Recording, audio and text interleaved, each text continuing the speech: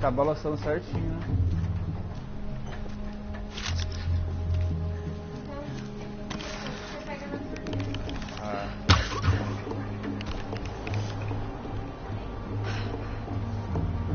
O jeito que a flecha pegou no cocão dele já. Acha, ele tá morto. Acha, o cara tá enforcado lá, você acha? Tá enforcado. Se desse pra coisar, eu cortava aqui, ó. Tá vendo?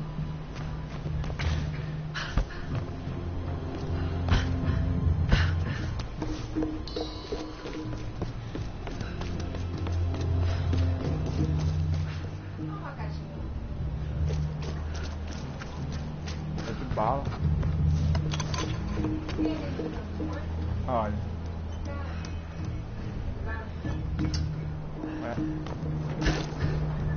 Colocadão.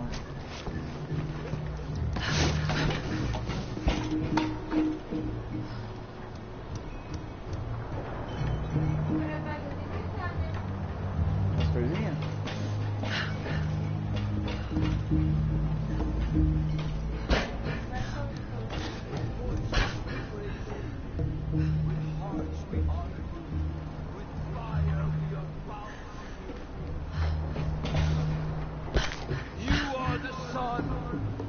The light. You are the storm that rages at night.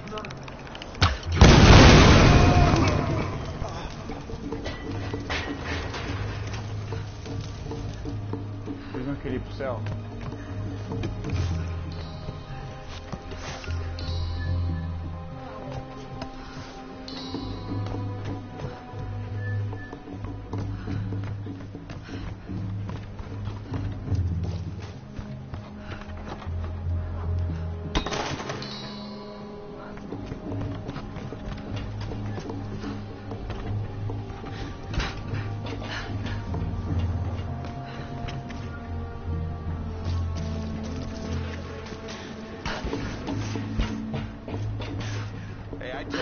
Some smokes and the book is yours. Come on. No smokes, no book. Yeah. Just go down to the store and pick you up. Go volunteer on the new wreck then. But you'd find plenty down there. Damn it. Just give me the fucking book. It's the last one in the series. I've been looking for it for months. Oh yeah? Well, it's a good one. You want to know how it ends? No. Shut up. Don't say anything. You're a bastard. Yeah, that's true, but I'm the bastard with your book, and I need a smoke. Aí, ó.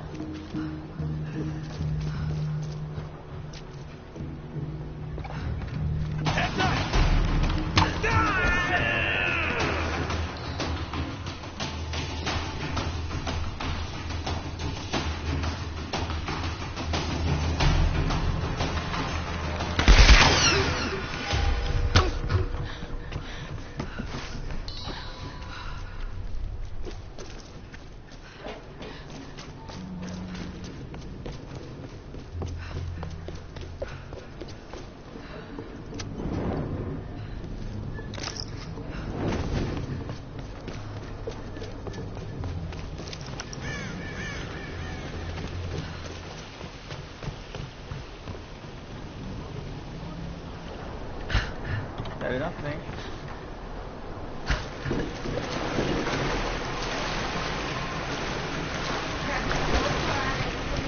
Fortíssimo, velho.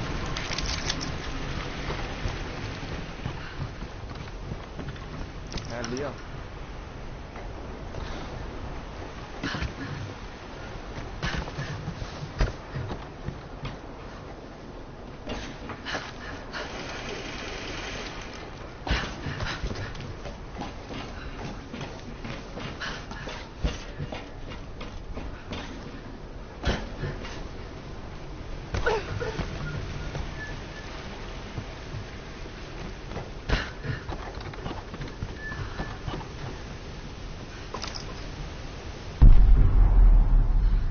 É ali e aqui atrás. Olha lá.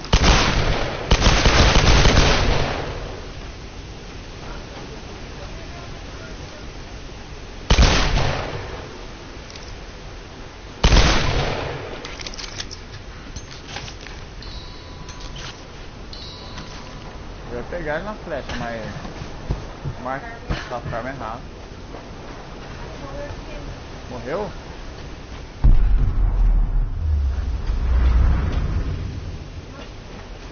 Olha aqui, ó.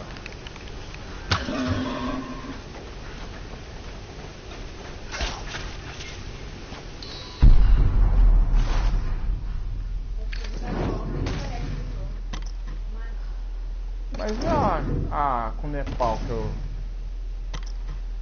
Flecha explosiva que eu tinha pegado?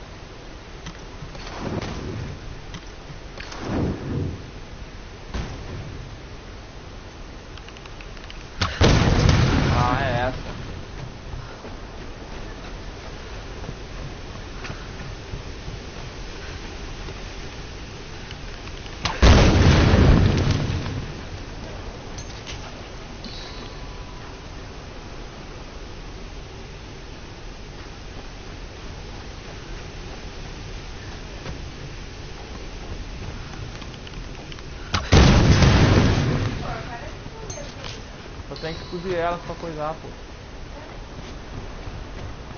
Para às vezes spawnar mais rápido. Se spawnar de 2 ou 3, aí eu já pego todo mundo de uma vez. Entendeu?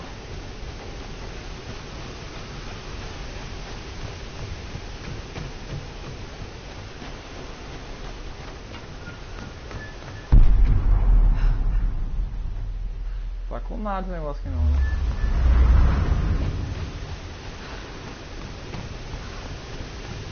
Quanto que falta mesmo? Vai lá na floresta, lá no teatro.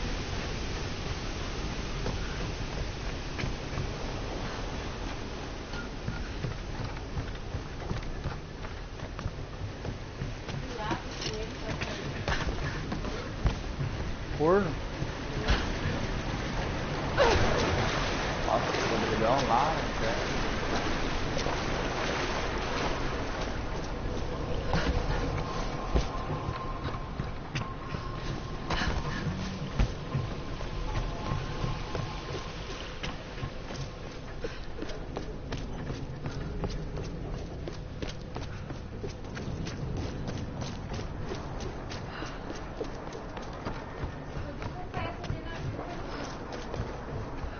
Avião.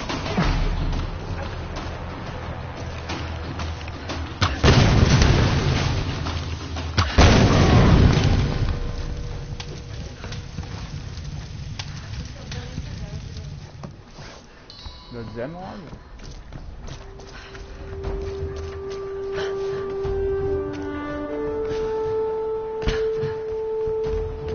Essa é bom pra matar aquele dragão. Ah, mas então, eu tinha esquecido essa flecha aqui. Olha outro lá embaixo.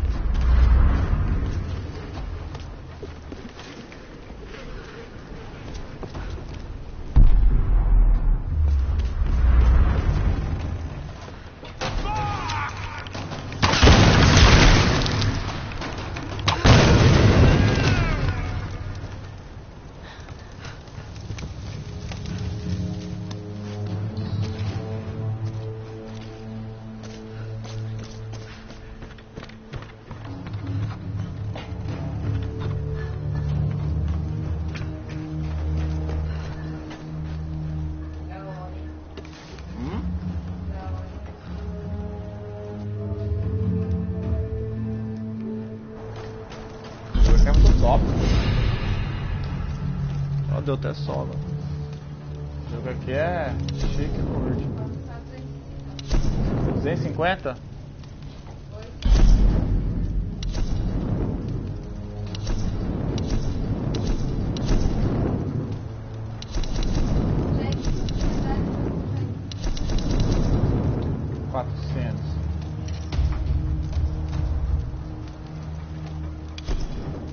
E a arma falta.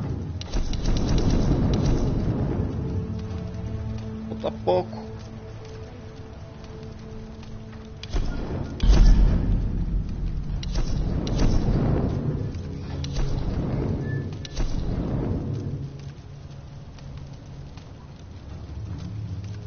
Aqui no primeiro? Vamos.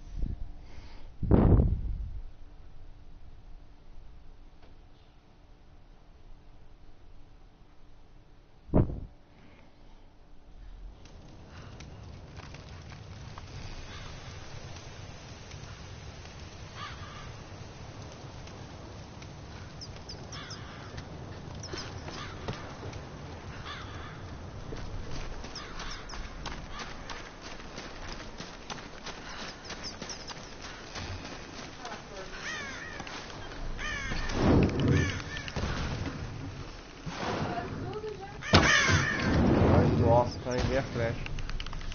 Era essa. Pronto, mas foi uma coisa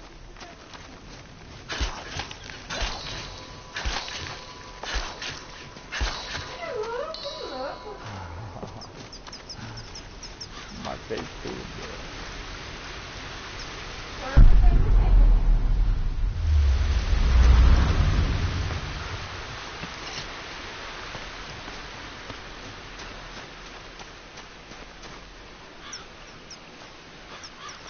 O viado é um tiro só. Se você sai correndo chorando com uma flechada de bomba no corpo, é...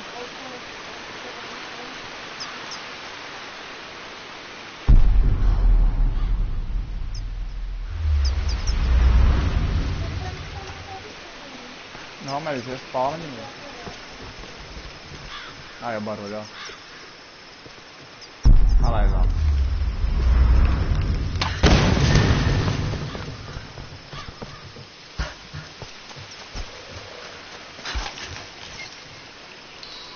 Quanto deu? 13.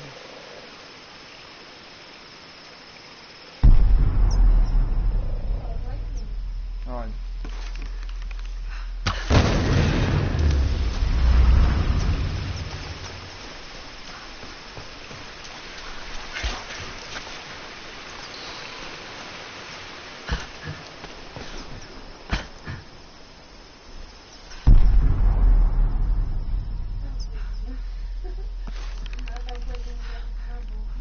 Um monte dele, né?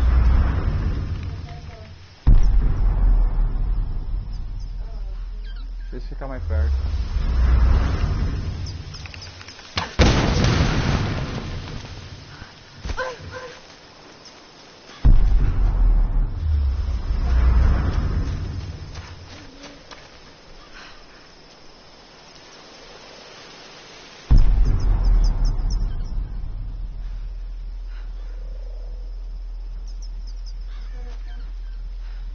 Ah, vamos lá.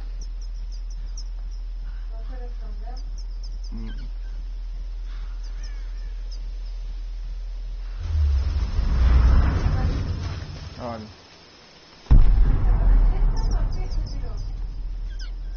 Apareceu lá, né? Então eu vi ele.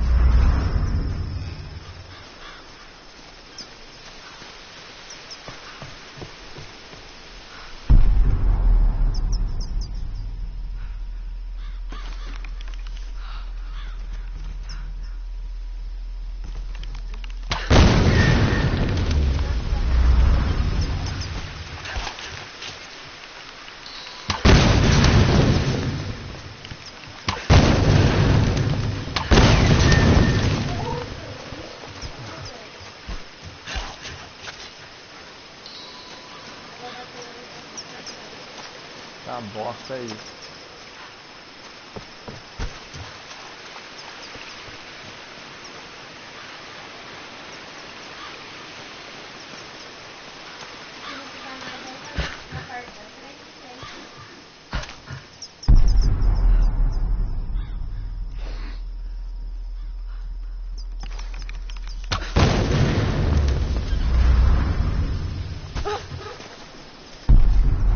Você explode, ele some.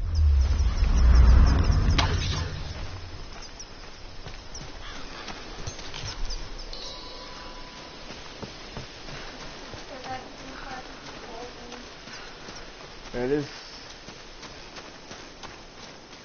Aqueles explodem, eles voam, né? eles vão longe.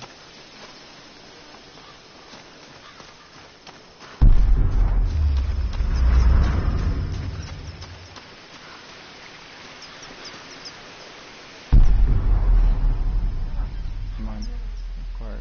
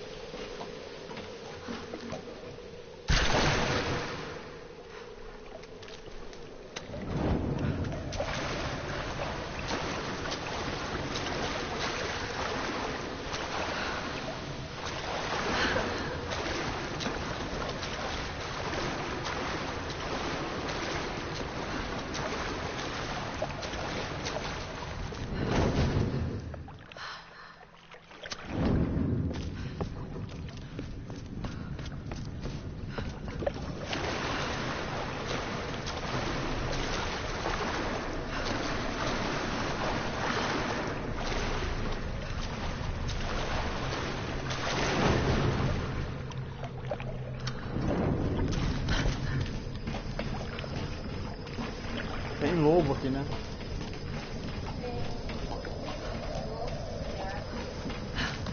Ah, tem de tudo aqui. De tudo.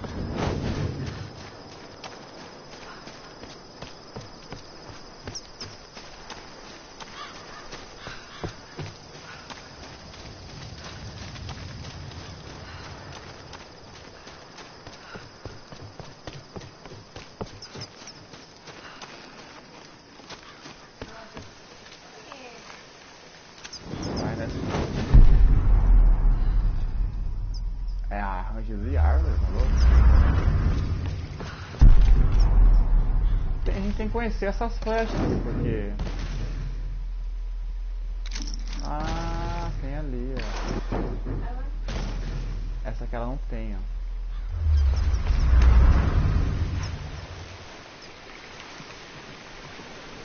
Ah, tá vendo?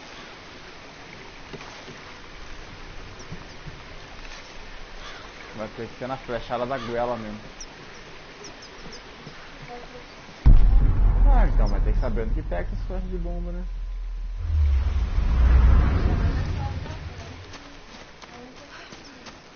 Aonde? Cadê?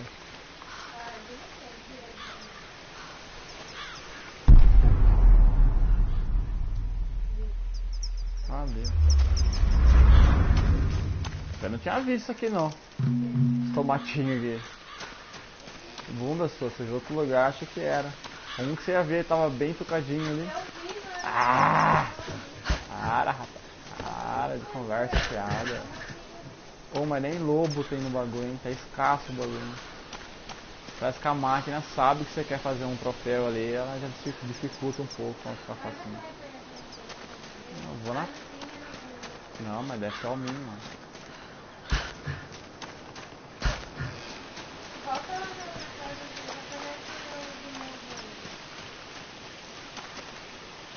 De novo o quê?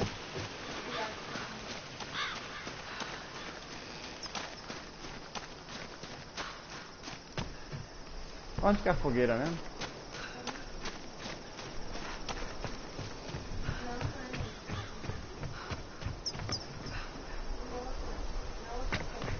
Aqui é o quê? Aí a tumba. Que tumba? Não tem nada ainda tumba. Mas nós passou pela fogueira antes de chegar aqui, ó. Que fogueira, mano. Do lado do lado. Desce. Entende lá, mano.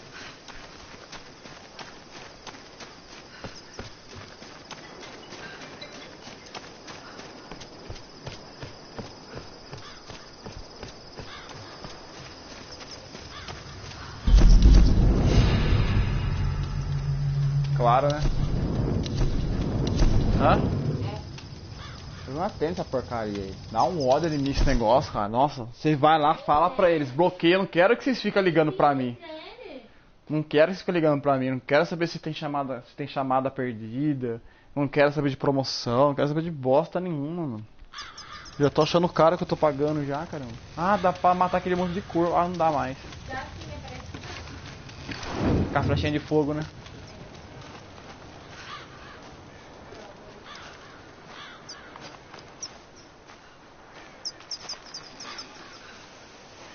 É ali que eles ficam?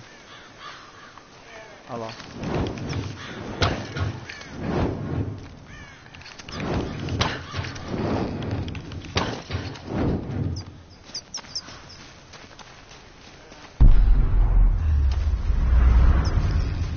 Dessa vez eu não matei ninguém.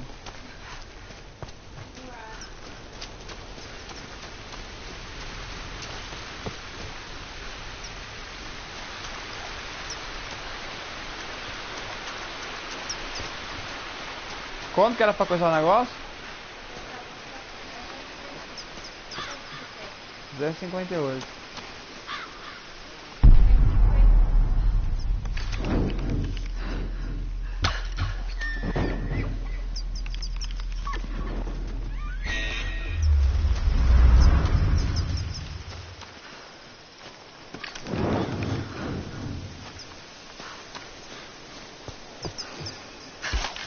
Ele morreu esquisito, com a perna aberta lá.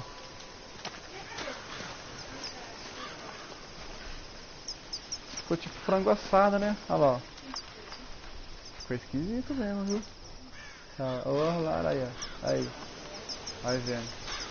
Tá até a ponta da flecha no corpo dele, tá vendo ali, ó? Aqui, ó. Olha lá, ó.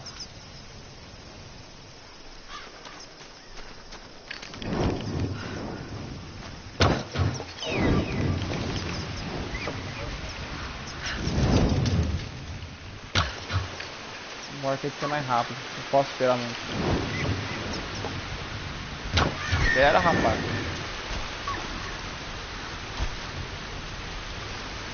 Aí, pronto, bugou o negócio. Ah, bem feito, viu, trouxa? Aquele zoar o bichinho, tomou no rabão.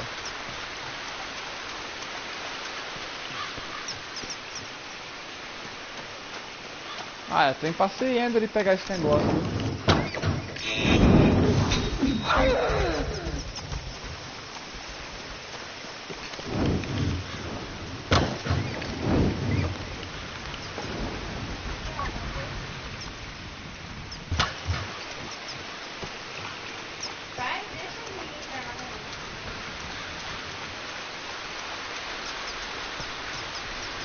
Ah, eu não gostei não, mano.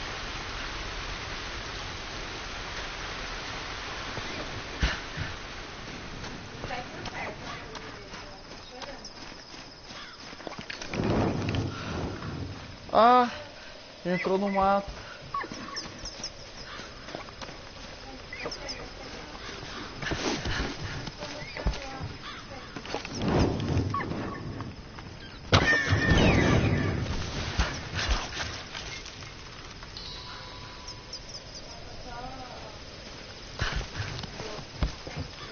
É daqui que eles saem.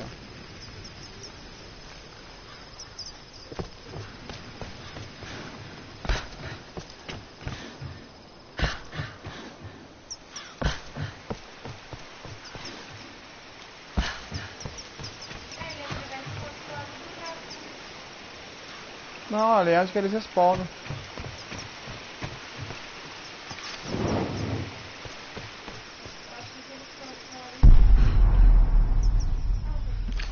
Coelhinho, dá um passo aqui pra mim.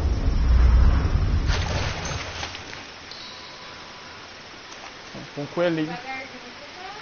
Deu 9. Ah, mas devagarzinho que tá me papuçando.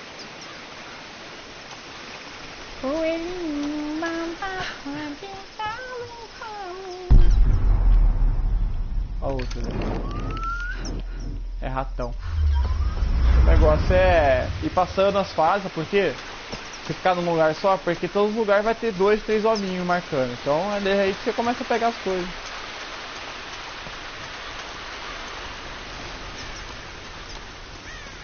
Lá na vila tem bastante galinha. Eu quando fechei o negócio lá, fechei a casa, matei tanto esses viadinhos com eles que tava parecendo assim, esse lugar não possui mais casa. Explorou o lugar inteiro. Sabe aquele recadinho que aparece no canto da tela? Tipo, um acampamento, ou não sei o que. Sabe quando aparece essas coisas? Você acabou com os animais do... Ô Nina, cara, eu vou dar um soco na sua boca, mano. Apareceu um recado assim na tela. Esse lugar não possui mais casa. Eu matei todos os bichos. Olha, ela me deu uma dentada. Cadê a Luna, safada?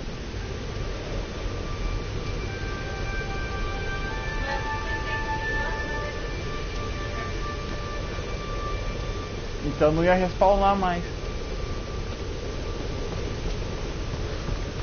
Ah, só que lá do outro ainda, né?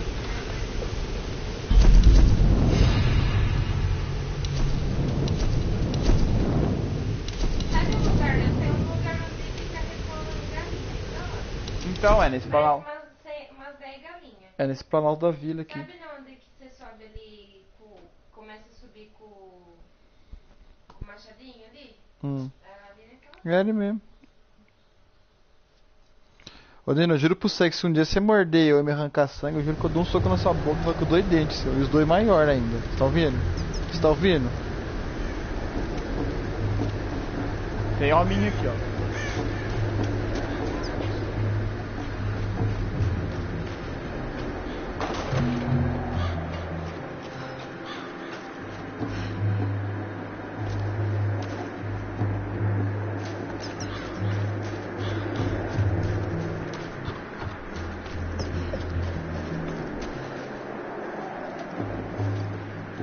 Tá sabendo que eles estão agora.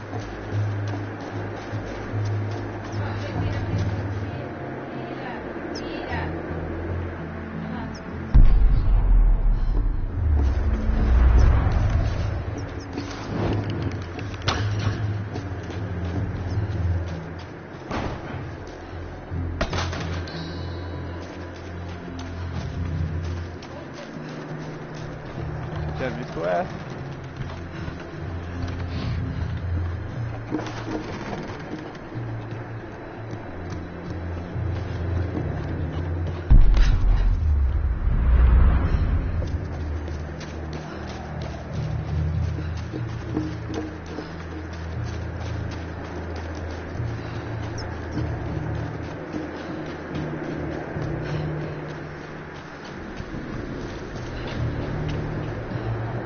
É aqui que tem um monte de galinha.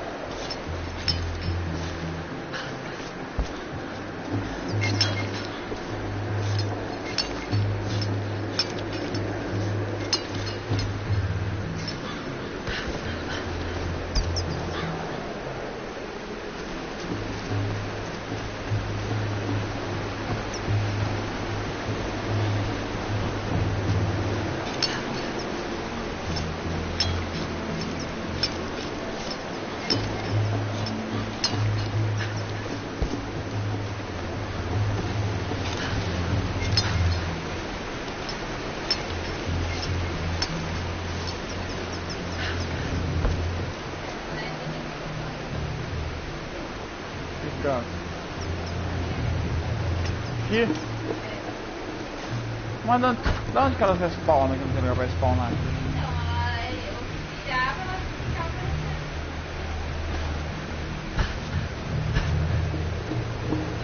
Só se for vizinha mesmo.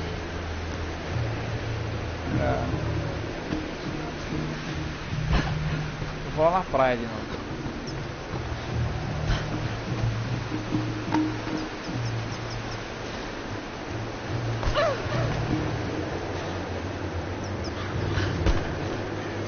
Agora que eu aprendi a fazer isso aqui. É, ó. Posso pular daqui lá embaixo, quer dizer, ó. Ah, não dá não. Foi demais.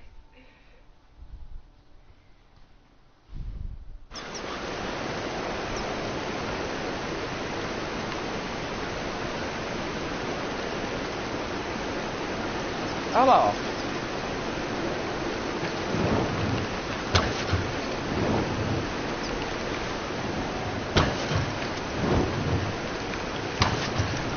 Olha, pega em todo lugar, mas não pega lá.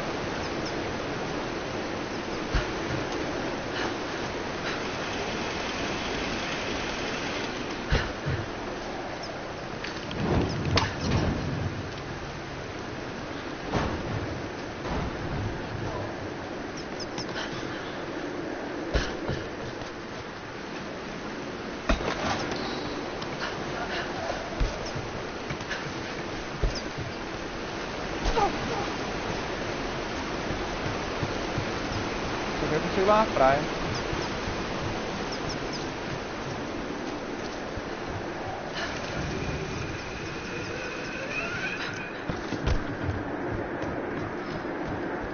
Bem que da hora esse jogo, né? Hã? Bem que da hora. É.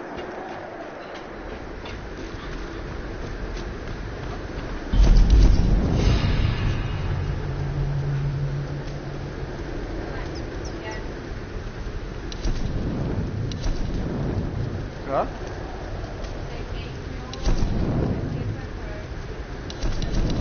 Não, não entrou parte pra mim. Porque Peterson entrou numa parte, você também pode entrar nela.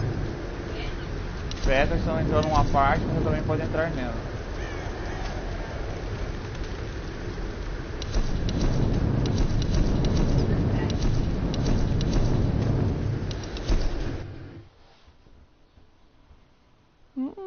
Tá folgadinha hoje? O que aconteceu? Hã? O que aconteceu, gatinho? Se você me arrancar sangue, eu vou dar um murrão sem. Coisa feia, que tudo tem que tacar o dedo na gente. Coisa feia! Baracos! Vai pra lá!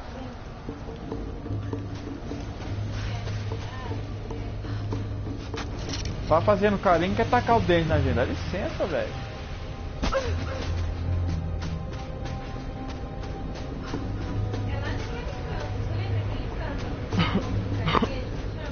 Tem gente aqui, ela já tá andando meio... É.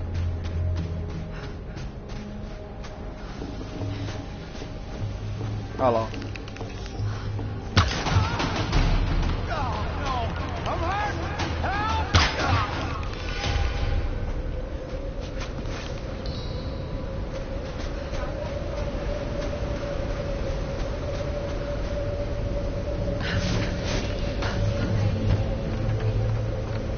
Se eu achasse um porcano aqui já dava certo já. Nem caranguejo tem mais aqui, só pra você ter uma ideia, o negócio é escasso.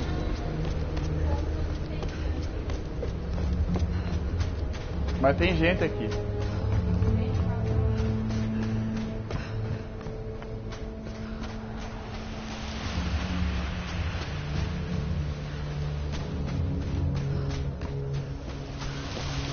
Será que não tem gente que tá na base?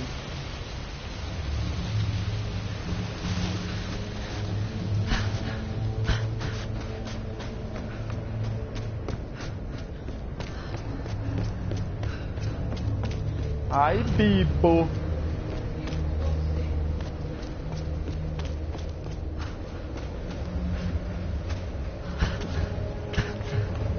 Ele não vai deixar eu subir lá em cima, porque sabe que se eu subir ali eu vou conseguir pegar o gancho lá e ir lá pra cima. Ah, lá, tá vendo? Não, mas eu vou subir lá.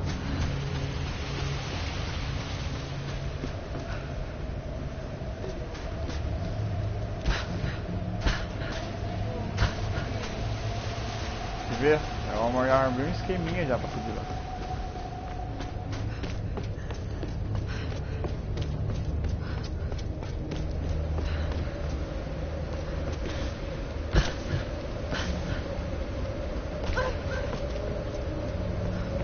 Acho que se ela caísse na água ali já era.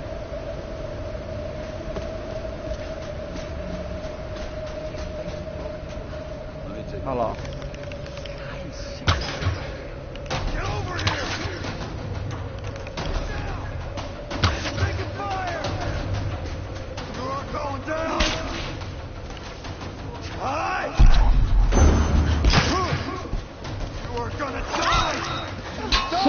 Dói!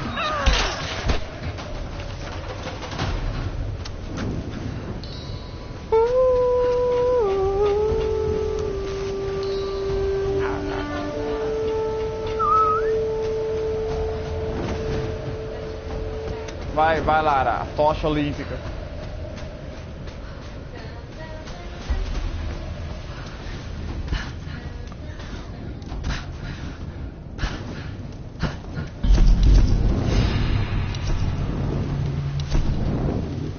É a última, né? Pipocando. Isso. Profissional. Agora a gente vai lá pro último, né? Templo do Abismo. O que você tá lambendo aí, Nina? O que você tá lambendo aí? Deixa eu ver se tá legal, se tá bom. Você tá irritando ela, por isso que ela... Eu nem tô te machucando. O que é sua? Tá vendo? Hã? Sabe que eu tô assediando você?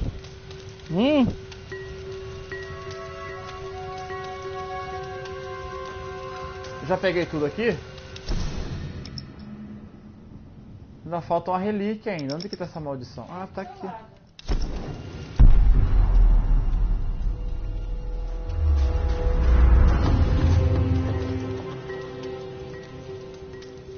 That seemed a porcelain vase, probably early Edom. Deixa eu salvar logo porque esse TR quando aparece aí que dá merda. Deixa eu ver, 100%. Aí, garoto. Vamos lá então. É aqui mesmo.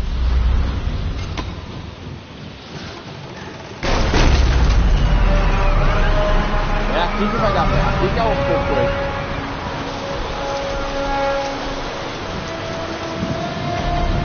Agora é até o fim, não tem mais volta. Tem que subir lá em cima. Isso é importante. Tá chegando.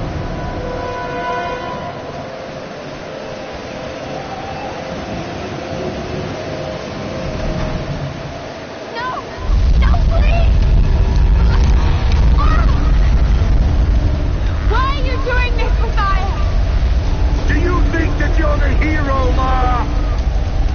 Everything I've done, I did to survive! How many lives have you taken to do the same?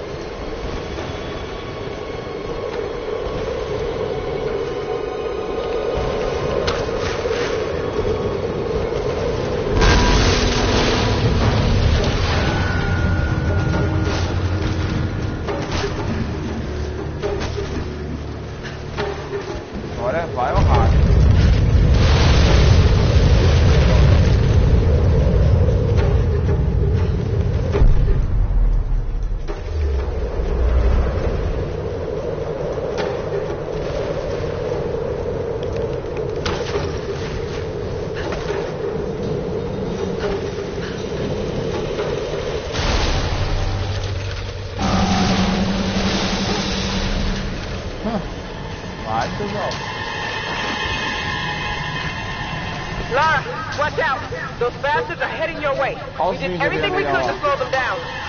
Thanks, Freya. Get to the boat. If I'm not back... We're not leaving without you. We'll be waiting.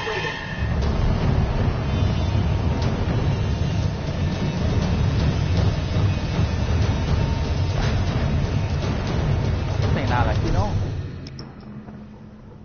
Tem um acampamento aqui.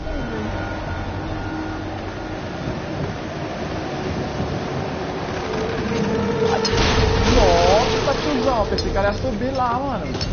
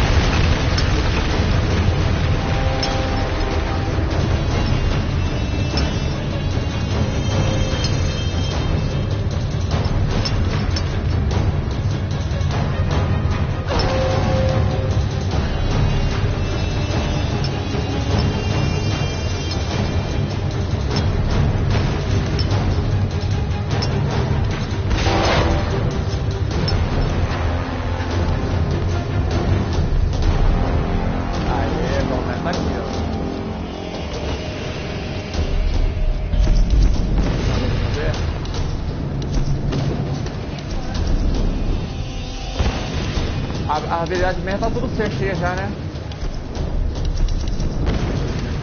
Legal, então dá só fazer o final no jogo, tranquilão, de boas na lagoa, analisar o setor direto lá.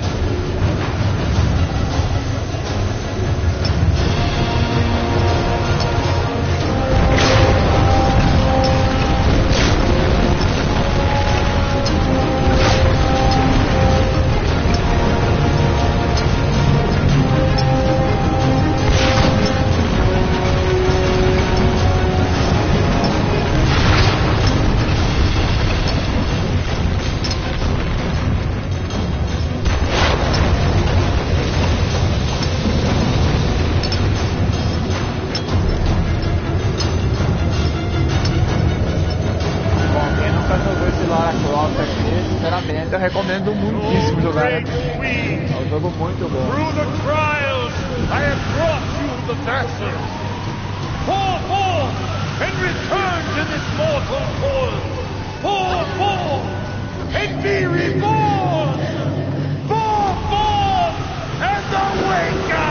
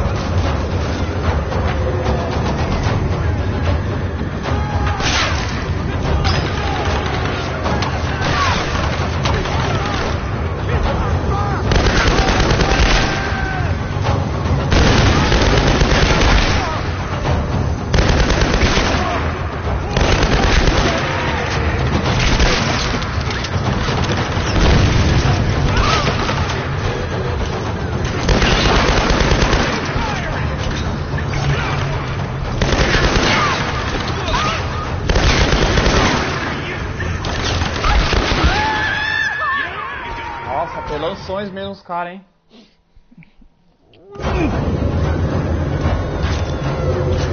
Fecha, não vai lá metralha, dá pra soltar.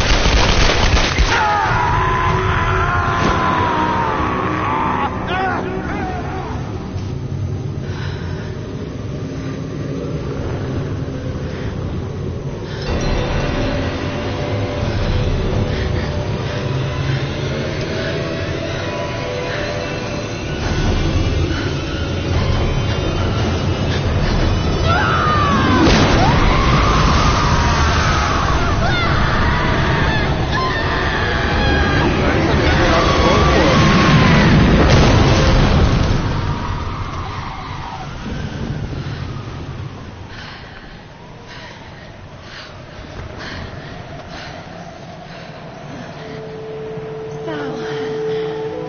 Oh, Sam. Thank God. Laura.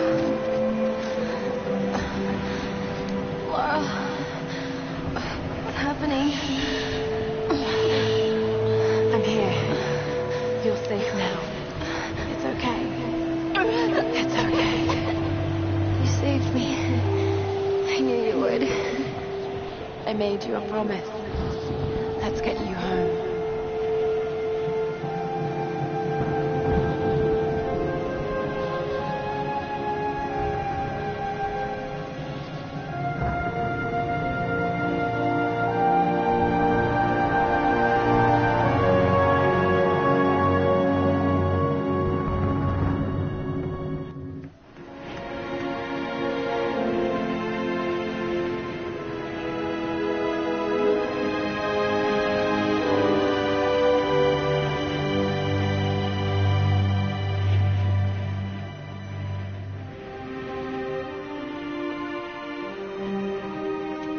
There's Laura! She's got Sam! She did it.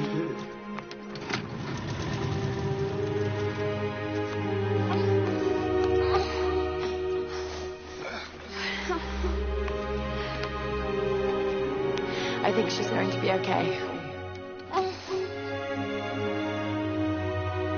What happened up there? It's over. We can go now. All right, let's get the hell out of here.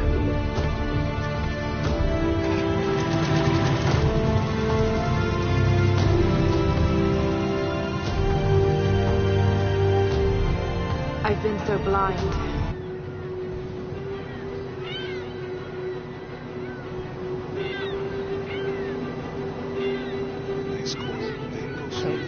Make him eat waffles and go to ballet class. Need anything?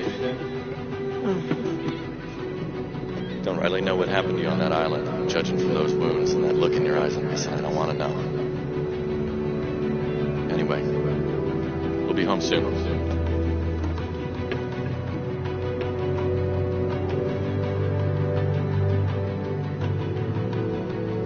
I'm not going home.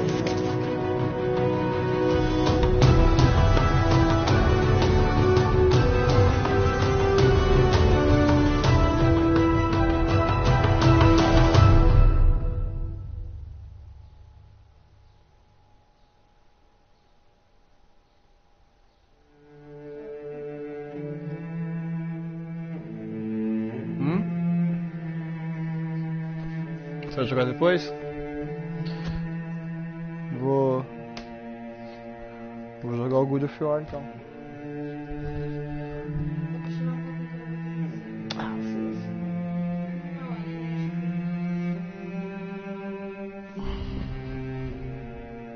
Ó, aqui eles não dormem, né? Ele fica com o zoião aberto. Desconfiado, né, gatão? Dá dó dele. Mas ainda tô tristão que tem mijado lá no móvel, safado, sem vergonha. Acho que o pessoal que fez, né, o jogo, né, produtor, os caramba, quase.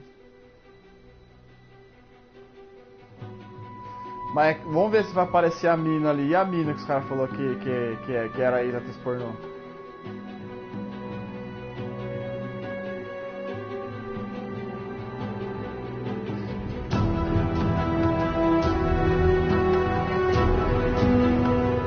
Hã? É, eu vi, é verdade.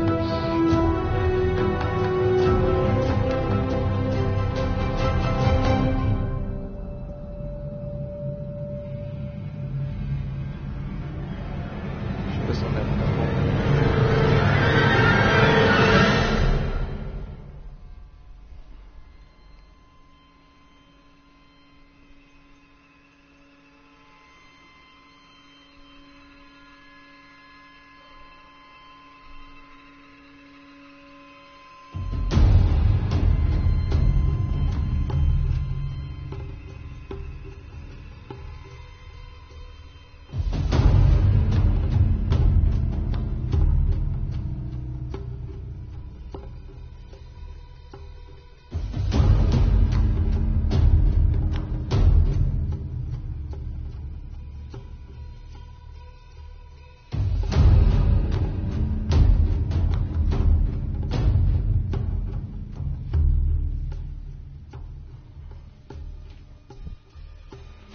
Ela pediu pra você enviar foto pra ela, aquela que você colocou no WhatsApp lá, que ela falou que pagou sem querer.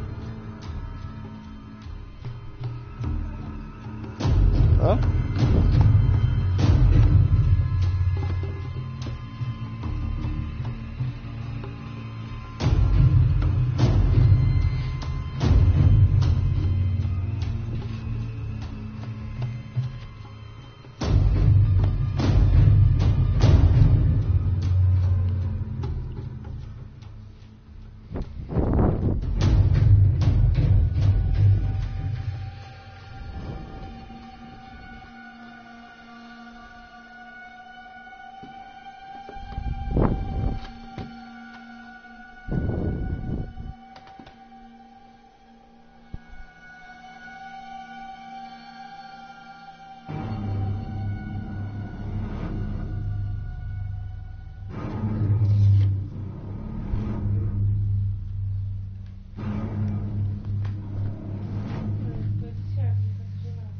Hã? Família, ele não tá nem gelando, ele tá ventilando só. Também, ó, tá 26 graus aqui dentro.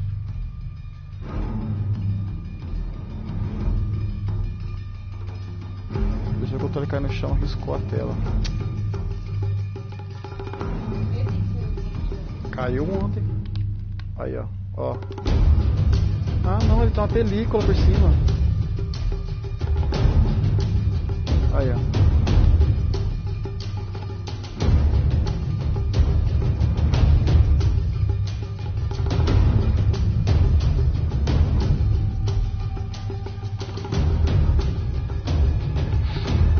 Ah, não é não.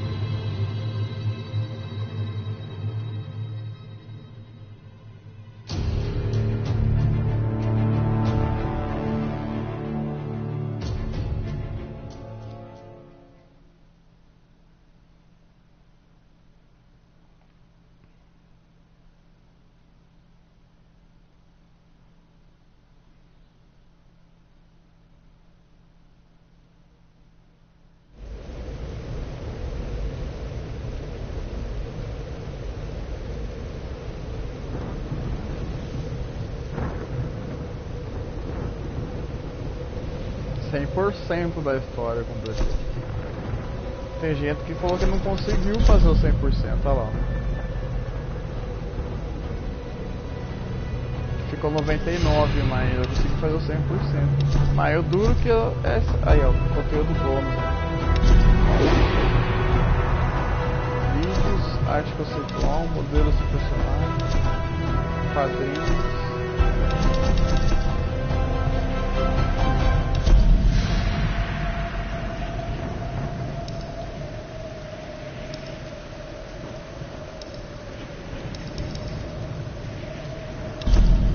A famous explorer once said that the extraordinary is in what we do, not who we are.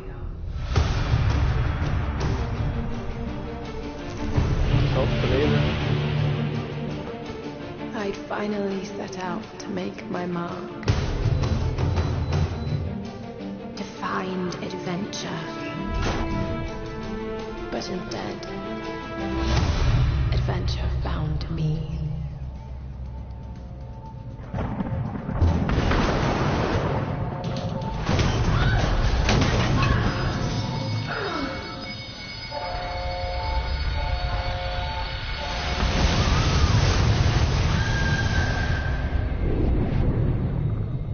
In our darkest moments, when life flashes before us, we find something. Something that keeps us going.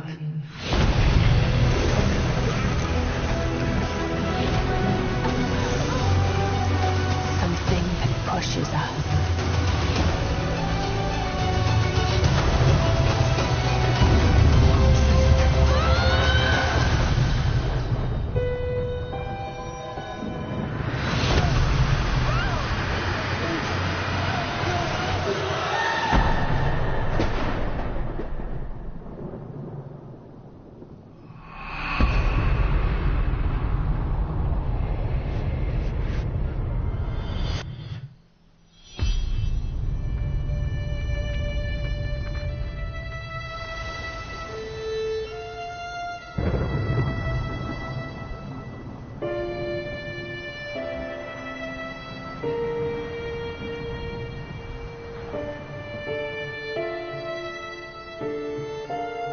When all seemed lost, I found a truth.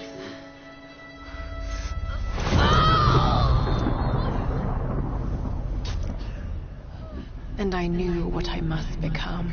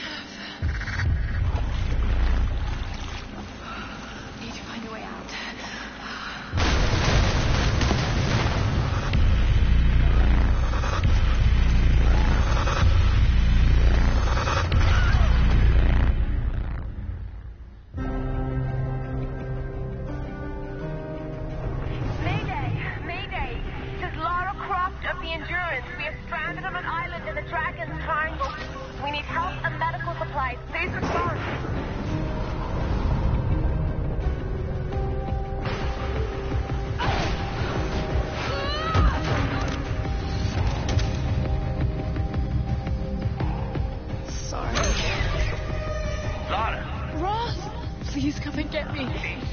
Easy. We're regrouping at my location. Get the hell off me! But some of the others wanted to go further inland. After that, I never saw any of them again. Laura, you're alive! Hey! Let go of her! It waited so long. He took her. He took Sam. Who took Sam? A man, like the one who killed Sam. Lubię się grać w прятки, Малишка. Get back! Oh,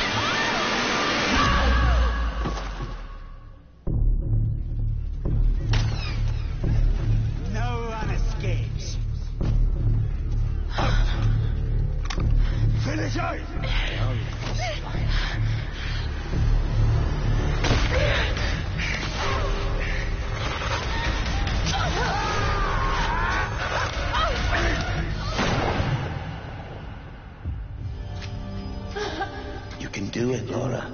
After all, you're a Croft. I don't think I'm that kind of Croft. Sure you are. You just don't know it yet.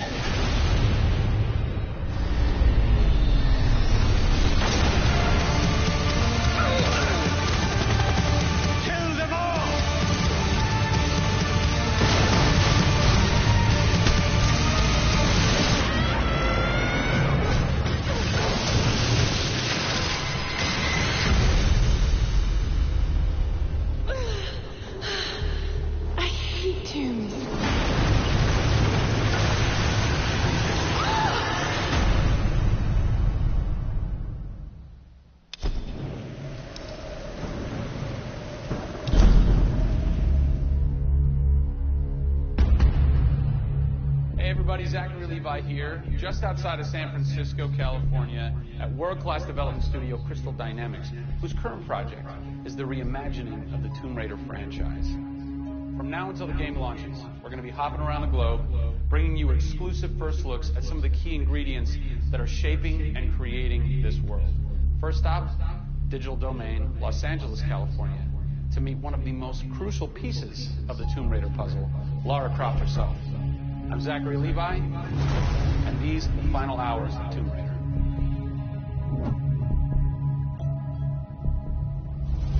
Digital Domain.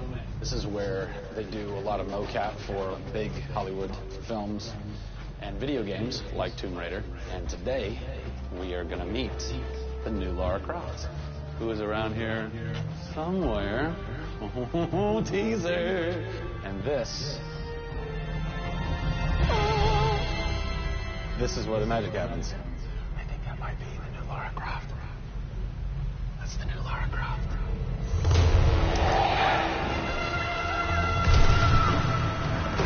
Since 1996, many actors have played the part of Lara Croft, but for the reboot of this franchise, the team conducted an exhaustive international search for someone who could bring a whole new level of emotion to a character who's become so familiar. In late 2010, a young English-born actress was chosen to become one of the most recognizable characters in video games. My name is Camilla Luddington. I'm a British actress living in Los Angeles. I am the voice and character of Lara Croft, the British heroine. When I was first approached for it, I really felt overwhelmed at the honor of playing an icon like Lara Croft. I think I screamed in my car, actually, when I heard that I got the role. Lara Croft, one of the most iconic female characters in all of gaming. This is really her origin story, how Lara became the super badass that she is in later years. She is just a young, naive, perhaps 21-year-old who has a thirst for adventure. We're used to seeing Lara Croft as just the cold-hearted, almost killer, and she's a badass and everything, but I think in this you see her struggle. You can do this, Lara. Please come and get me. When we went through the process of looking for actresses the world over, I mean, this was Europe, this was LA, we had hundreds and hundreds of actresses that were whittled down, and we ended up with Camilla. She had sort of that rawness that we wanted. Somebody who not only wanted the part, but was willing to push her character into that emotional area that we wanted. Let's learn a little bit about Camilla. Where are you from?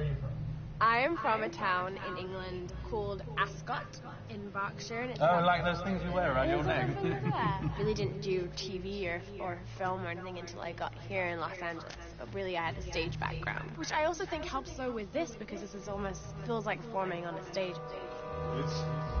Yes. So here we are. This is the performance capture stage. The volume. The volume, they call it. That's interesting. You'll have to explain that to me later. I don't know why. I think maybe it's like a measurement thing, like height and width and depth. I'm gonna go. That yes. creates volume. Yeah. Math nerd. And you also do get nifty props. Yes. And what's a fun fact about this? Careful. You can hit somebody. Wow. Is that they'll put Velcro on this, and they'll be like, okay, you're gonna have a gun and another gun, and they'll just stick to you. How much Velcro does a bazooka need to stay on tightly? A lot. There had to have been a lot of pressure as far as being the new Lara. It was intimidating. Did you go run around in the woods? Did you go hunt boar with a bow and arrow? Well, what's funny is I actually did archery when I was a kid. Oh, really? Yeah, at the time you're thinking, why do I need archery? When am I going to use a bow and arrow? And now I know why. Interestingly enough. No! Is Lara a video game icon? A sex symbol? I think she's both.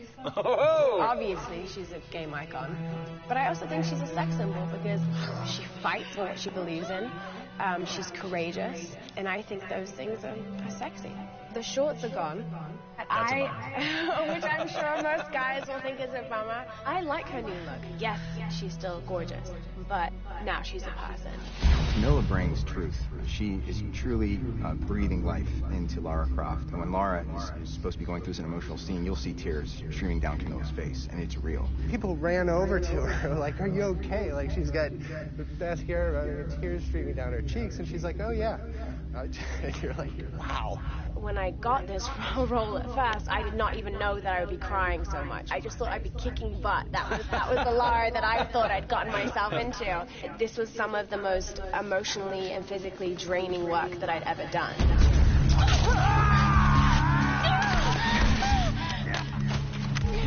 This is the very first time I get to see this.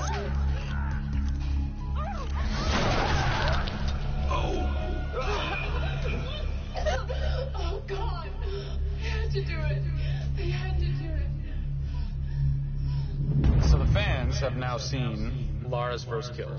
What was that moment for you like? Intense, for sure. Probably one of the hardest things to film. She has to fight for her life. It's fascinating how she reacts to that. You know, she doesn't just walk away from that first kill. It really gets to her, and you see her become Lara Croft. Camilla Luddington is our new Lara Croft. Strong, spunky, gorgeous, brave. How did she get so brave? Excellent question. We're going to cover that in our next installment when we sit down with the writers who crafted the origin story of Lara Croft. Don't miss it.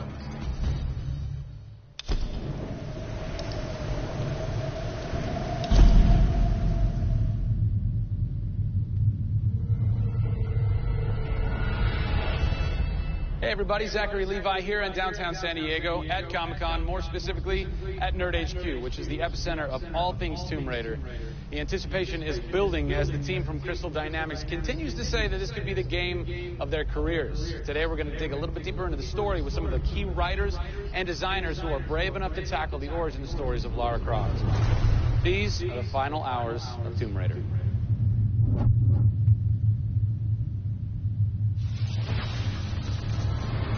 We're in downtown San Diego. We're at Nerd HQ. Fans, the public, will get to play the game for the first time ever. Are you nervous? This is the most nervous time of the entire game. This is huge for us. This is the first time we're giving anybody the opportunity to put their hands on the game. It's not finished yet. It's hard to send it out into the world like that. It's a little young. It's a little fresh. When you put it in the public's hands, you're getting a very raw, unfiltered, like, hey, this is what we love and this is what we don't. You'll start to read about it now. You'll start to see it online. You'll start to get people's perspectives. We're making sure that we make it the best thing that we can for the fans, and these are the fans. Why make an origin story? You could just kind of continue with the Lara Croft Tomb Raider saga, but you didn't. Why? We didn't start with the idea of doing an origin story, actually. We started with the idea of doing something fresh. There haven't been very many games that have the opportunity to go back and tell a true origin story. There is very few games like this. In the history of the Tomb Raider franchise, there has not been a female lead writer until now, Brianna Pratchett. For me, I didn't think of it like we needed a female writer to do that. Brianna just nailed it. Brianna Pratchett. Yep. Does it take a woman to know a woman? It probably helps, but I don't kind of think about it as much as everyone else does. I tend to think of myself as being a writer first. There is some of me in her, absolutely. She's very bookish, she's very in her head. I went to public school, I actually learned archery. Camilla did as well, I heard. We bring up our ladies properly. And I genuinely studied Egyptology. I wanted to be an Egyptologist. No way. You know, I've always been a huge fan of kick-ass females. I mean, I grew up on Terminator and Aliens. Yeah. You know, fighting aliens in the future. I thought that was what girls did. It's great to be here at Comic-Con. This is my first time. People are really responding to this kind of new Lara. The fans have been great. They've been very supportive. I want to kind of live up to their expectations. I grew up going to fantasy and science fiction conventions.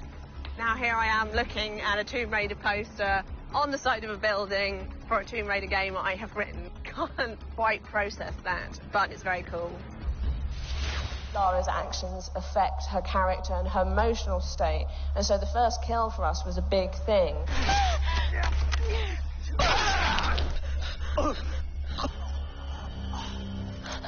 It's not comfortable to watch, and it shouldn't be.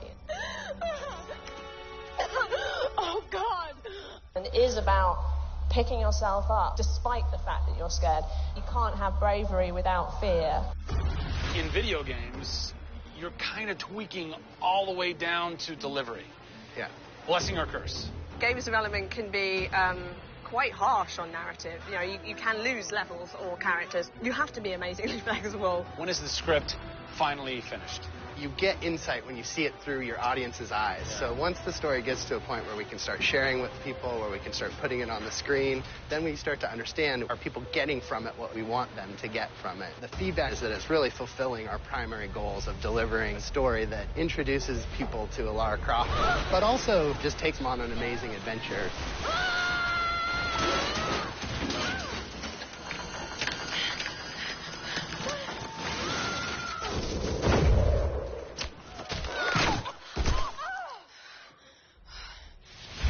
John Stafford, you're kind of the dialogue typist, word monkey. The words that you've been speaking for so long. Yes. Are from this everything man. that I've been through that's been extremely emotionally draining and painful, I have him to blame for. We'll have words later about it. What were the challenges stepping into the heart and mind of a character like Lara Croft, who we've known for quite some time? Yes. Players' expectation is... You want to just jump right in, guns blazing? Controller, I'm awesome. I'm awesome. We want that. That's what video games basically allow gamers right? to feel. I am awesome. Challenge for me is to show her vulnerable. We're shipwrecked on an island inside the Dragon's Triangle. Still have a very playable game, but also show real emotional character. It's very difficult to do that in game. Please come and get me. You can do this, Lara. When you have really extreme circumstances, you have really extreme emotions. What the hell? It's all about her survival. She's basically willing to do whatever it takes. There's people trying to kill you. Things are really extreme. Listen, I'm gonna get you out of there. I promise. I promise. I didn't want any lines to sound gamey. There was a good collaboration of making sure that really that didn't happen. That's very difficult writing. How do you write a line that isn't just like, I should go there? Yeah. That's... I bet there's something hidden in that crate. I want you to love this game in a way that really feels like the first time you played it, but do it in a way that people have never seen before. For me, it's crazy not to look at this as an opportunity to really start that dialogue. This is the game of our careers. This truly is the first time to sort of say, okay, this is it. Well, now that we know a bit more about what it takes to reimagine an icon from the ground up, we're headed east to go behind the sounds of Lara's journey. A journey that is heightened and shaped by cinematic score and sound design. I hope to see you on the next episode when we talk to who's behind what we're hearing in Tomb Raider.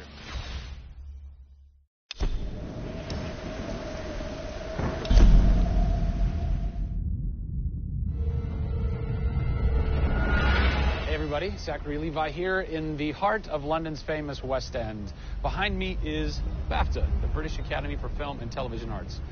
Why are we here? Excellent question. For starters, Tomb Raider, the series, has garnered a lot of love and accolade from BAFTA over the years. Some of the key players on Crystal's dev team are BAFTA LA members. And to top it all off, legendary video game composer Jason Graves is a BAFTA winner. We're going to catch up with him in just a bit, but first, a little trip to Raleigh, North Carolina, where we go behind the scenes at Jason's recording studio. These are the final hours of Tomb Raider.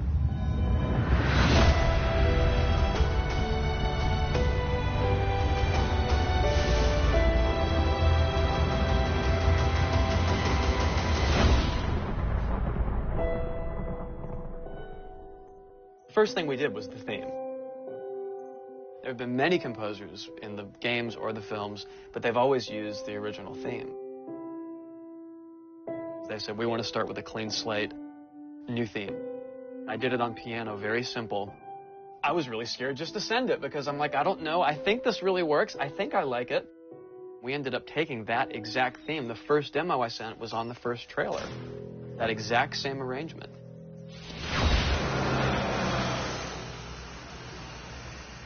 So, Jason, currently you're working on this reimagining of Tomb Raider. When you're taking on a new project, what are the things that attract you to that project? The heritage of a particular game, I think, obviously. And don't even get me started on Tomb Raider. I literally almost drove off the road. I was on the phone with the audio director. Like, oh, stoplight! And I had to pull over a little bit to not hit the car behind me. What I loved about Tomb Raider, what really drew me to the project, was they had no pre-existing conditions. Because they wanted to get out of what it used to be. They wanted something new. They wanted something fresh. Jason's done hundreds of games at this point. He was an easy choice for us to go with on paper because he has such great experience. I listened through a lot of different material from a lot of different composers. I was really taken by how well he did the intimate stuff. The textures and the real, intimate and vulnerable bits that we needed to highlight in the game were a great match for us. What is square one for you when you start wrapping your head around and going, this is where I feel like this world is going to exist? Main theme. Call me old-fashioned.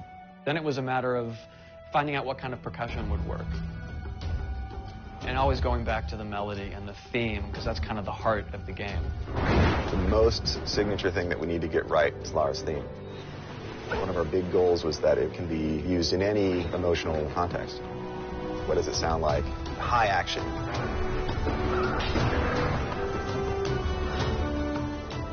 What does it sound like when she's in pain? For music, the gameplay and the concept art, especially with the scavengers and kind of the shanty town, corrugated metal, how everything's kind of this amalgam of different stuff that they found on the island.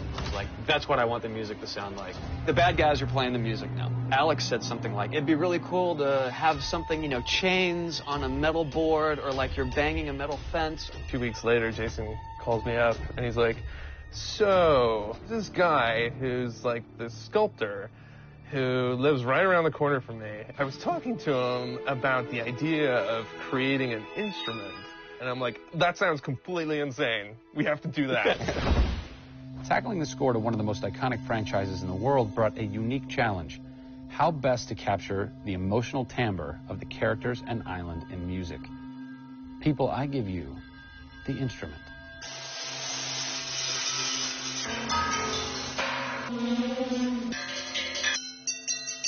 The instrument. I was going to let Matt determine the aesthetics. I was really only concerned about the sounds that the sculpture was going to make. Matt built this, which looks pretty much exactly like Laura's original homemade bow in the game. There's different timbres based on different materials. Metal, glass. It's a direct line from the plot, the characters, the story, the environment, straight to the sculpture. We always wanted the island to have that character in itself. Creating an instrument gave it this unique identity. It's got a voice. Yeah. The very beginning of the game is nothing but the instrument.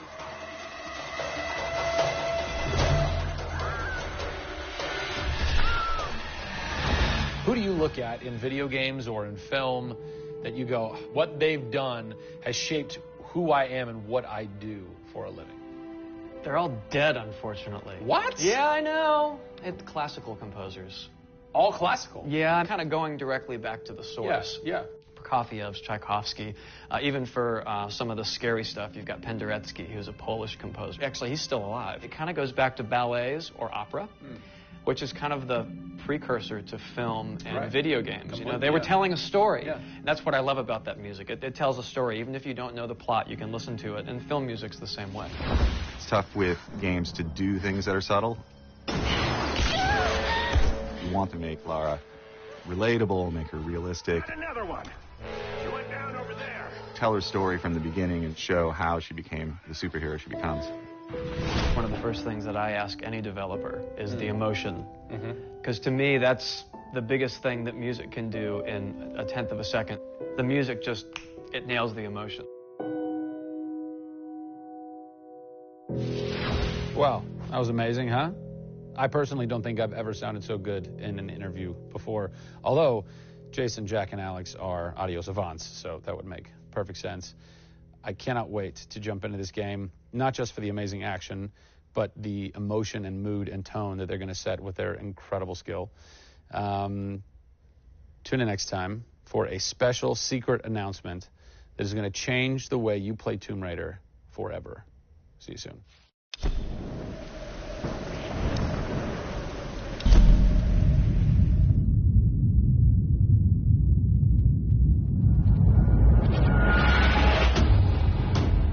Hey everybody, Zachary Levi here. Over the last few months, we've brought you exclusive behind-the-scenes looks at the final hours of development of Tomb Raider. You've seen Camilla recording her last few lines, Rihanna musing her last few words, and Jason completing the last few notes of the score. As those key pieces lock into place, it's time to reveal one of the last portions of the game, and a team that's been shrouded in secrecy for 2 years. We're here in the beautiful and freezing Montreal, Canada, to bring you the final hours of Tomb Raider multiplayer edition. These are the final hours of Tomb Raider. Welcome to yet another world-class studio in the Square Enix portfolio, Eidos Montreal, home of the multi-award winning game Deus Ex. Locked away in one of the far corners of the studio is a team of experienced, passionate professionals who have been specially brought together to create the first ever multiplayer component to the Tomb Raider universe. Let's meet the team behind the vision, direction, and decisions, and hopefully get a chance to play a few rounds. Here we are at Eidos Montreal. Before we get into why we're here, Carl, you now have an amazing stash, my friend. What is the impetus behind this? As a studio, we've been participating in Movember. A good friend of mine, JJ Owens, works for Movember in LA. We set up the gaming challenge, and we brought studios from all around the world together.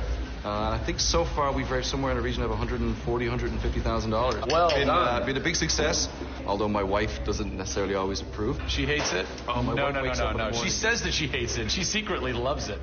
What were some of the factors that led to a multiplayer facet to this new Tomb Raider? When we started developing sort of our vision for reimagining Tomb Raider, on paper it was all about single player. And as we started to build that world out, we had the island, we had the Solari and the scavengers. We started to realize that we had this canvas. Great warring factions, great landscapes. Yeah, we had all these really awesome places where it was all about traversal and single player. When we started looking at that, we thought, wow, well, what about multiplayer? Part of the genesis of that was Lara Croft and the Guardian of Light that kind of cracked open a door to lead you guys into the multiplayer into here at Eidos Montreal. Guardian of Light was a downloadable, a smaller scale project, and that allowed us to sort of take the risks that we wouldn't necessarily take on a full-blown project. Guardian of Light was our Pixar short. It's the idea that whilst you're building your big project, you're always thinking about that next thing, but also allowed us to be able to start understanding co-oping and networking. It was a game that actually brought Tomb Raider fans together for one of the very first times. You hear them in their ear and they were having fun. And as a result of that, that led to us thinking about multiplayer. Hopefully our single-player experience we're delivering is a very sort of single-player, solitary, immersive type of experience. But at the same time, we believed tomb raiding together with friends would be fun. Tomb raiding, I think that's the first time I've ever heard that term. I like that. It's fun. You know, axe climbing and zip lining and the traversal that we get in there and the traps. For me, it was very sad to have that catch-22 of it would be great to do this in multiplayer, but we just can't split our resources like that. And that's how Eidos Montreal came about. We had staffed up our team to develop a single player. Everybody was gelling together really well, and it wasn't something that we wanted to just bolt on. We always said if we were going to do it, we're going to do it right. If you could have a fan play the multiplayer for the first time, what do you want them saying? For me, they're kind of different moods. It's not like I do one or the other. It's kind of like sometimes I turn down the lights and just play that single-player experience. And other times I want to just jump in and have fun and start killing fools. Joe Curry, producer of multiplayer on Tomb Raider. It's the first time Tomb Raider has ever incorporated multiplayer, and you're in charge of that. Yeah. What's running through your mind when you get that call? Well, first off, exciting. Right? I mean, we're all huge fans of Tomb Raider on the team. I mean, we grew up with Lara Croft. But when we spoke to Crystal, like, we want to do multiplayer, and we're thinking, how do you do that? It's always been Lara's story. You've been in charge of creating the first ever Lara Croft Tomb Raider. No pressure. Multiplayer? No pressure, Zach. Thank you. What are some of the main pillars that you brought over from the single player to the multiplayer to make those two worlds cohesive? The element that really stuck out was survival. The group surviving together. Right. But then traversal, the ability to go up and down and kind of everywhere in a level. The weapons, you know, the characters. What did you guys have to tweak in order to create an engaging multiplayer experience that wouldn't necessarily work with the pieces that were in play with the single-player experience? One example is the bow, especially in the reboot. It's so iconic that we had to make it work for multiplayer. You have a certain forgiveness when you play single player. Multiplayer, players expect snappiness. I shoot you, I expect you to go down, or you can just do what I do, which is take out the biggest gun and just run for them and shoot them out. The environment itself can be a threat. The Solari, you know, the guys that are on the island have had a chance to prepare traps. We've got things like an ammo box that looks like an ammo box, but it's really an explosive device. I need ammo, and it looks just like the regular ammo box, and then you're gonzo. We have a lightning rod. You'll get a lightning strike on the rod, and then you'll eliminate your enemy. First and foremost, we want to be humble. We want players to just have a really memorable experience. I had fun doing this. Do you remember when we set that trap? Moments that the players will come back to and talk about experiences that they've had for themselves, not necessarily the game offering them experiences. Absolutely. So, Joe, behind us we have the QA team, or the quality assurance team. They're a part of the development team. Mm-hmm. They can tell us what we need to fix and what's working and what's not. When do I get to game test? When do I get to get my hands on the game? Soon. We got a surprise for you first, Zach. So, when I was approached to host the final hours of Tomb Raider, essentially the biggest ask, not even ask, tell that I had was, I want to be in the game. I want to have a cameo. I want to have something. So guess what? Boom! Boom! Boom! I'm a playable character in the multiplayer Tomb Raider. How sick is that, Joe? You and your team are awesome. I can play with myself, virtually. Are we ready? Oh, that burns. Oh, suck. Get those transmitters running. Radio transmitter activated. We're getting off this damn island? We said this thing. Beautiful. I would like to try and kick your butt as me in this map right now. Should we try it? All right. Bring it. Let's do it. It's happening right now. Oh, nice. Was that one of my traps? That was. Yeah! These movie traps are really fun. I mean, they're really, really fun. Yeah! Don't worry about it. Just because you made the game and I beat him.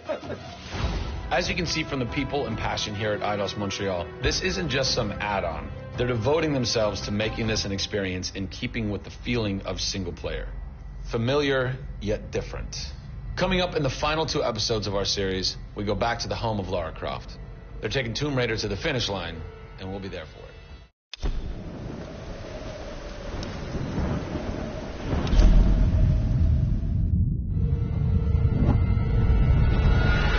Hey everybody, Zachary Levi here, again for the final time, back full circle in Redwood City. Behind me, inside, critics and fans alike are getting some hands-on experience, an hour's worth of gameplay of pre-release code. Simultaneously, the studio dev team is hard at work crunching, optimizing, and polishing all the last little bits of code for what we will all come to know and love as the new Tomb Raider. It's a culmination of everything, and the clock is ticking. These are the final hours of Tomb Raider.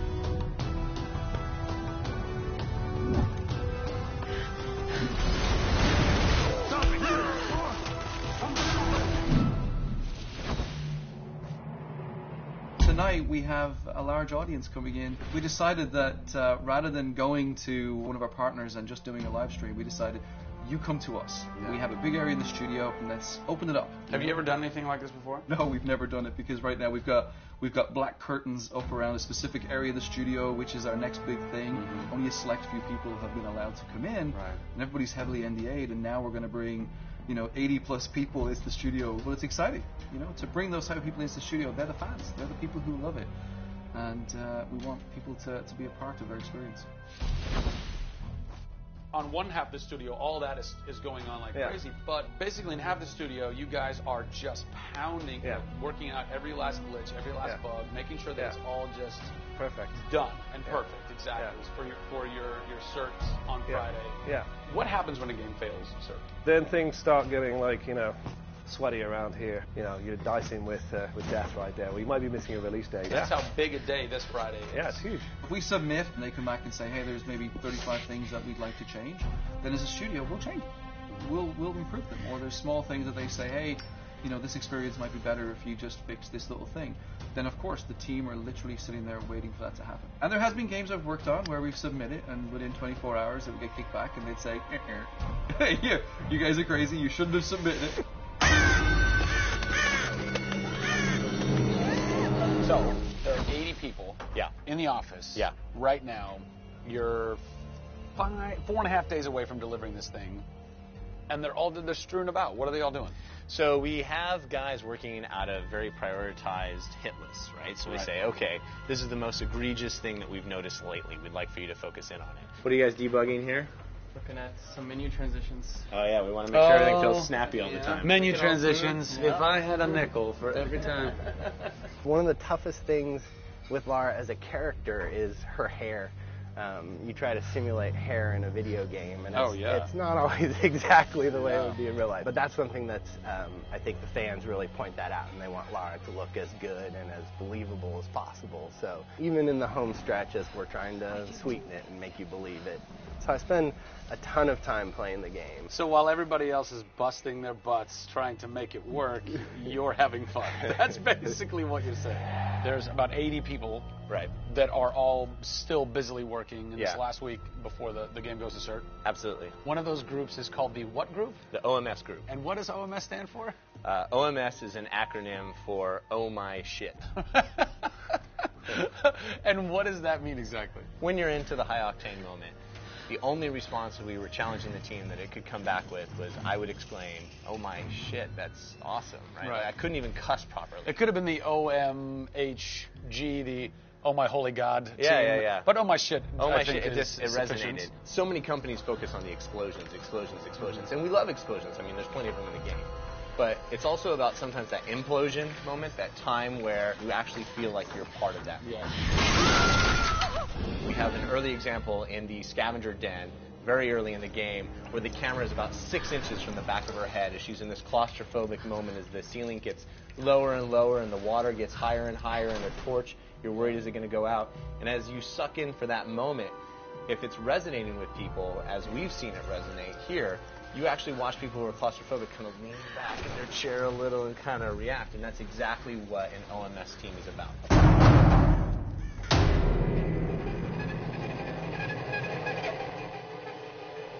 You feel confident that in 4 days, in 4.5 days, this thing is like ready to ship and ready to rock and going to blow people's minds? How about we look at that? I got a board that'll tell us. Oh, yeah. Where's your board? Right over here. I'm a stats guy, right? Okay. Like, it's got to be like the McNamara version of reality, right? So, and getting things done, like it's very NORAD-like with the update on where we are with bug count. So we have the number of days that we want to count down for, the priorities of what people are given against, and then an overview of how many things are remaining to be resolved per person. Carrie's got her work cut out for her. Come on, Carrie. Yeah.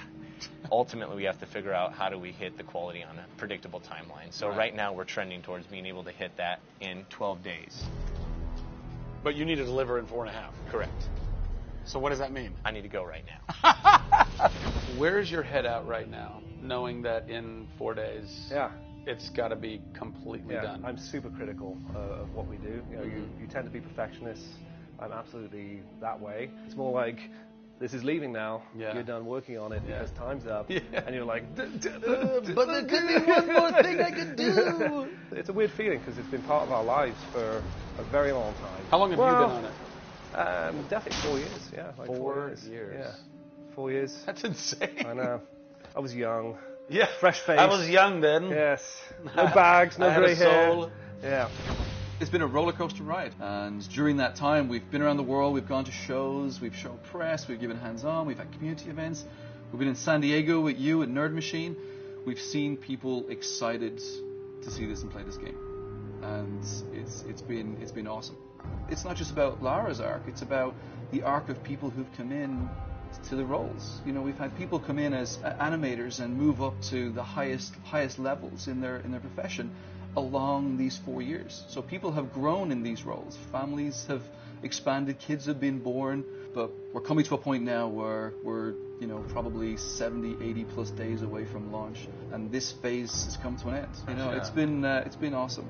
With less than a week to go before console certification, the last few bugs to squash, and a general lack of sleep all around, this production is definitely going to go down to the wire. Will they make it? Join us next time on the final hours of Tomb Raider to find out.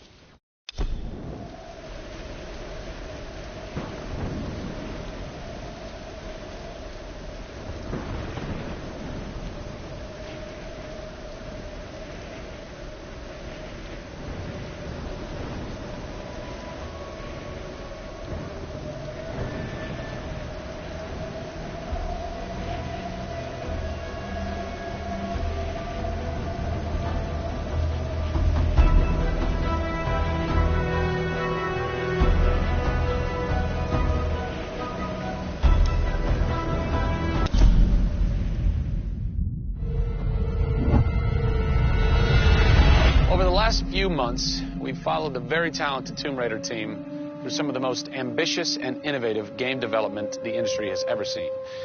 In the next few days, they submit the final code for certification. If they pass, game ships on time and everyone gets some much-deserved sleep. If they fail, well, let's not talk about that. I'm Zachary Levi, and these are the final hours of Tomb Raider.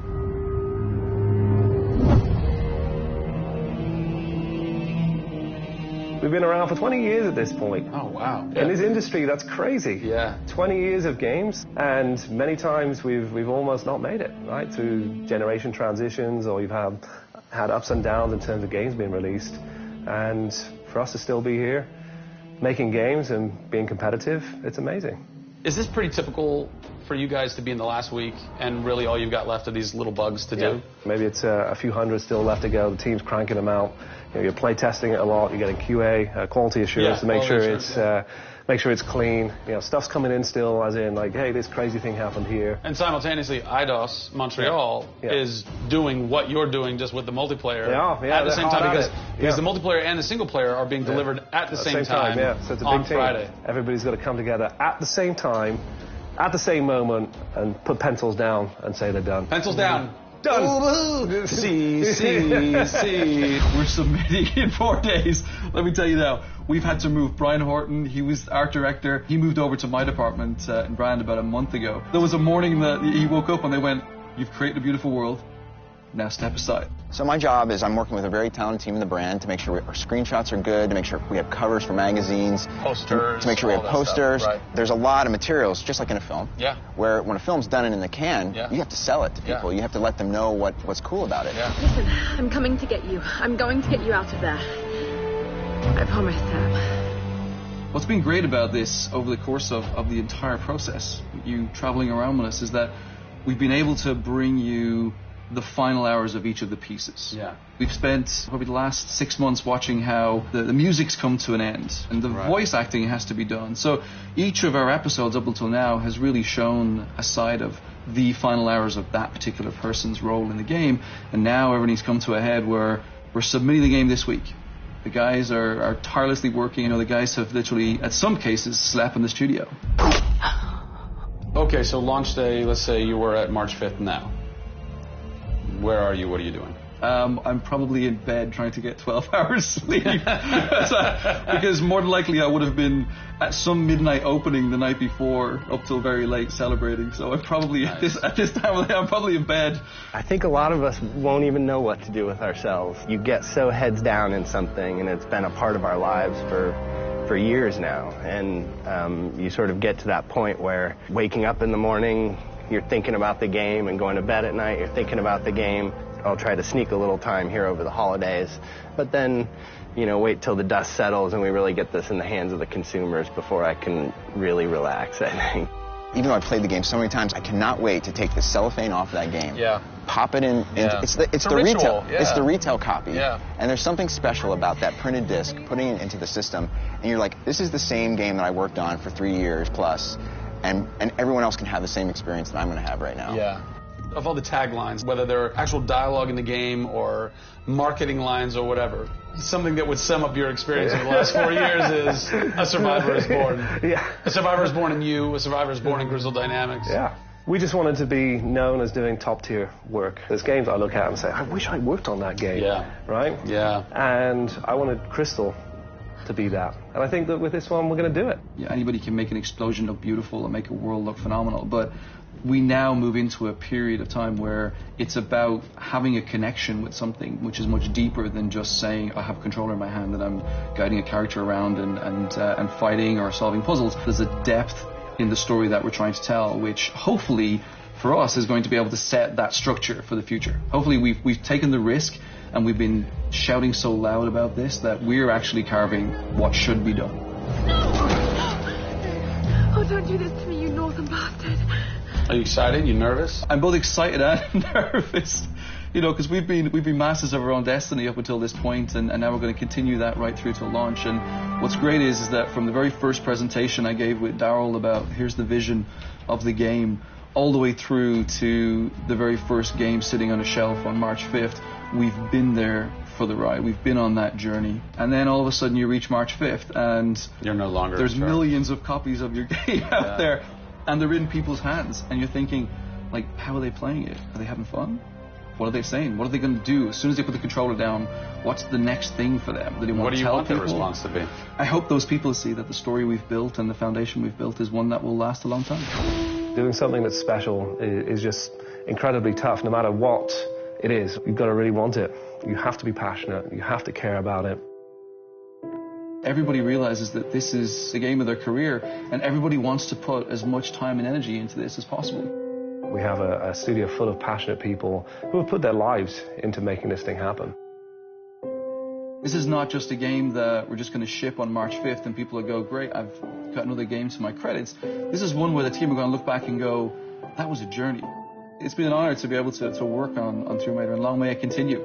I see this getting bigger and better over the next few years.